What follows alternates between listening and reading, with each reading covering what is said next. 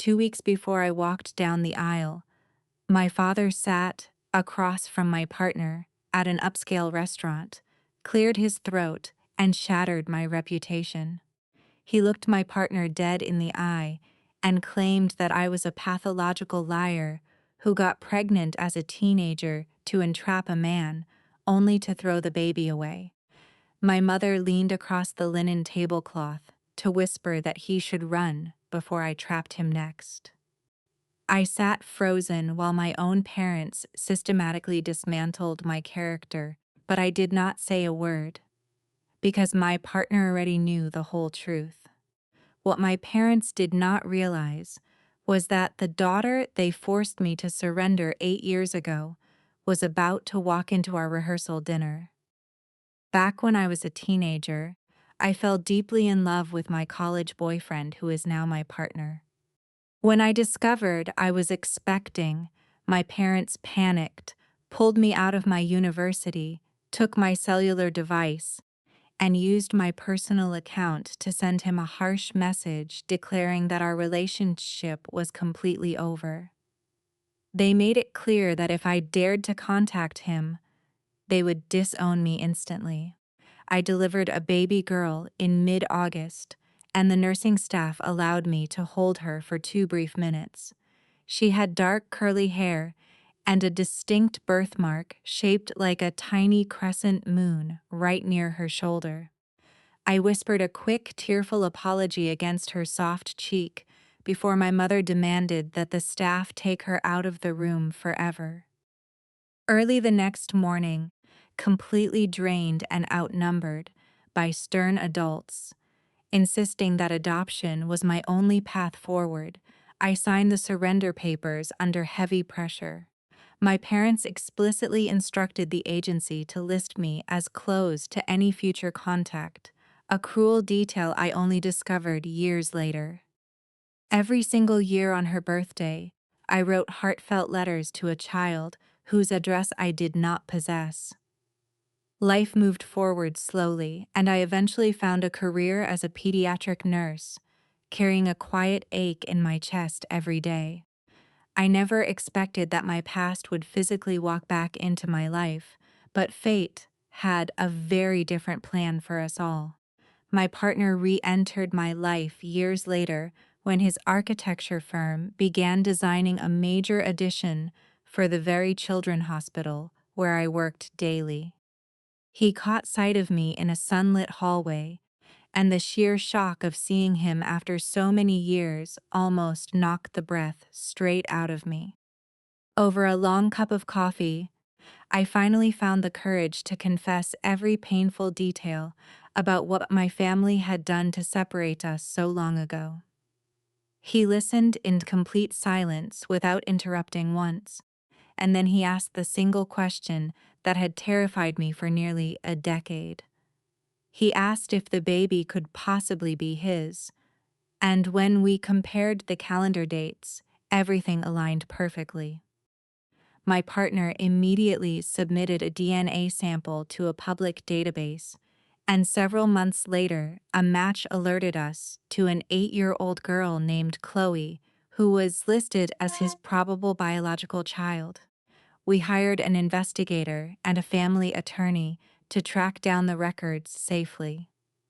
Chloe was being raised in a nearby town by a wonderful pediatrician named Sarah and a dedicated high school teacher named Jason. They had always been completely transparent with Chloe about her adoptive status, and they had actually tried to reach out to me years prior, but the agency falsely informed them that I wanted a completely clean break from the past. Our very first meeting took place in late winter, and my heart slammed against my ribs as Chloe walked into the quiet room. She was wearing a bright sweater and holding a heavy, glitter-covered scrapbook containing photos of every birthday, school milestone, and music performance I had missed out on. She looked up at me with wide eyes and softly asked if I had ever actually wanted her in my life, and I assured her that I loved her deeply. She studied my face for a long moment before reaching out to clasp my trembling hand tightly. She asked if I could visit again next week, and that simple invitation opened the door to a beautiful new dynamic. Sarah and Jason welcomed us without any fear or jealousy, genuinely believing that Chloe deserved all the love the world could offer her. By early spring, Chloe agreed to attend our upcoming wedding celebration as our official flower girl. When my parents somehow caught wind of our miraculous reunion, they absolutely erupted with fury. They accused me of ruining a young child's life, threatened to publicly shame me at their church, and even tried to bribe us with money to make us vanish permanently. When those desperate tactics failed completely, they invited us to that fateful dinner under the pretense of making peace, which quickly descended into my father, calling me an untruthful monster. That was the exact moment my partner calmly reached into his coat and placed his cellular phone right on the table. He firmly declared that he was Chloe's biological father and that scientific testing had already proven it beyond a doubt.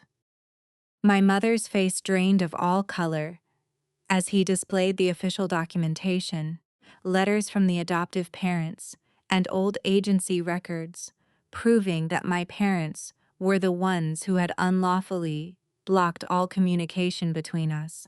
My father leaped to his feet in a blind rage, shouting that the child belonged to someone else and that we had zero right to claim her. I looked him dead in the eye and explained that we were not trying to claim anyone, but simply choosing to love our daughter. My mother immediately threatened to make a massive public scene at our actual wedding ceremony to ruin our special day, so I calmly informed both of them that they were officially uninvited. 2 weeks later, 40 of our closest friends and family members gathered together for our peaceful rehearsal dinner. My parents unexpectedly showed up anyway, wearing the rigid, self-righteous expressions they always wore whenever they sat in their church pews. After several lovely speeches were given, my partner stood up in front of the entire room, cleared his voice, and began addressing our guests about the heavy journey that had finally brought us all together.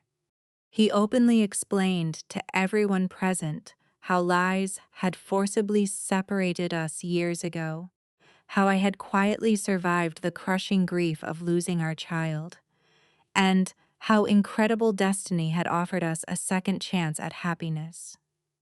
Right on cue, the double doors at the back of the room swung open wide. Chloe walked inside wearing a beautiful white dress, tied with a bright sash, holding onto Sarah's hand with a confident smile on her face. Chloe walked right up to the head table, turned around to face the crowded room, and boldly announced that she was our biological daughter, who was lucky enough to have 2 loving mothers and 2 loving fathers. My mother instantly stood up from her seat and loudly declared to the room that a child did not belong at such an event. Chloe turned to her without flinching and asked if she was the mean grandmother who threw her away. A heavy silence descended over the entire banquet room as my mother began to stammer nervously. Chloe did not back down at all, asking my mother directly if it was true that she was the one who stopped me from keeping her as a baby. Before my mother could fabricate another lie, an elderly woman from their own congregation stood up and firmly told my parents that they needed to leave the event immediately for poisoning a happy celebration. Within seconds, other guests joined in, including nurses from my hospital, close friends, my partner's relatives, and even prominent church members my parents thought they could easily manipulate. Defeated and exposed, my parents were forced to walk out of the venue under the cold glare of everyone they knew. The following afternoon, Chloe happily scattered colorful flower petals down the church aisle right before I made my entrance toward the altar. My partner openly wept tears of joy as he watched us walk toward him under the bright sunlight.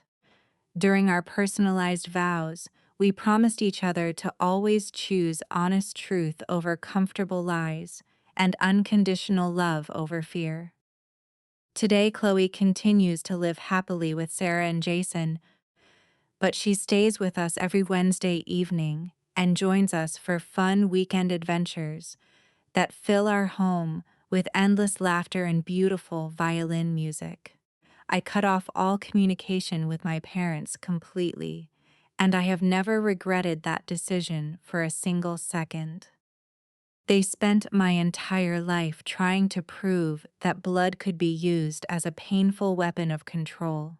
But my resilient daughter ultimately taught me that true family is built by the brave people who step up and refuse to let genuine love be buried under a mountain of lies.